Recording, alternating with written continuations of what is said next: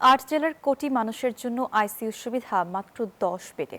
ফলে মুমূর্ষু অবস্থায় চিকিৎসা দিতে অনেকটা ব্যর্থ রংপুর মেডিকেল কলেজ হাসপাতাল, আর এতেই বাড়ছে মৃত্যুর সংখ্যা।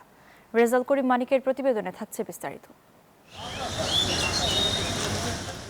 রংপুর মেডিকেল কলেজ হাসপাতাল, যা রংপুর বিভাগের 8 জেলার মানুষের ভরসার আশ্রয়স্থল। এখানে নানান রোগের রোগীর চিকিৎসার প্রয়োজন গুরুত্বপূর্ণ হয়ে পড়ে আইসিইউ সেবা। বেড কম থাকায় যা পুরোপুরি দিতে ব্যর্থ হাসপাতাল কর্তৃপক্ষ।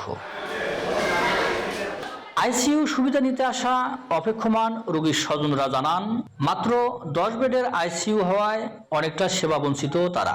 এমনকি চোখের সামনে স্বজনের হারিয়ে যাবার দৃশ্য অবলোকন করলেও অপেক্ষায় থাকে বেড ফাঁকা হবার। ওখান থেকে আমার কোয়ার্টার দেওয়ার কথা বলছে আইসিতে, আপনারা দিলেন সিসিওতে দিয়ে তো কাজ হবে না, আইসি দেওয়ার লাগবে। যে স্যার আপনাকে বলছে ওই স্যারকে আইনে জায়গা করে দিতে বলেন।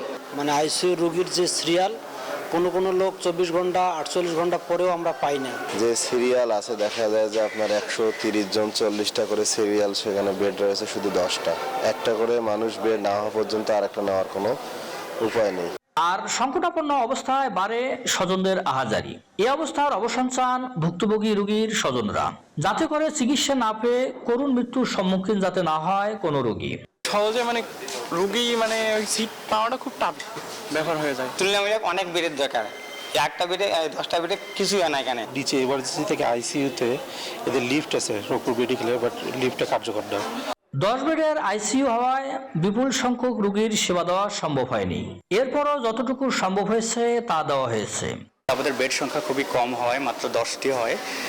এই কম বেড সংখ্যা দিয়ে আমরা এত হিউজ আইসিইউ ডিমান্ড, পেশেন্টের ডিমান্ড এটা ফুলফিল করতে পারছি না। আমাদের বর্তমান সরকার এই দিকে দৃষ্টি দিলে আমরা হয়তো এটার দ্রুত সমাধান করতে পারবো। আইসিইউ সংকটের কথা স্বীকার করেন হাসপাতালের কর্তৃপক্ষ, তবে তা নিরসনে ও বেড বৃদ্ধির জন্য মন্ত্রণালয়ে চিঠি দেওয়া হয়েছে বলে জানান তারা।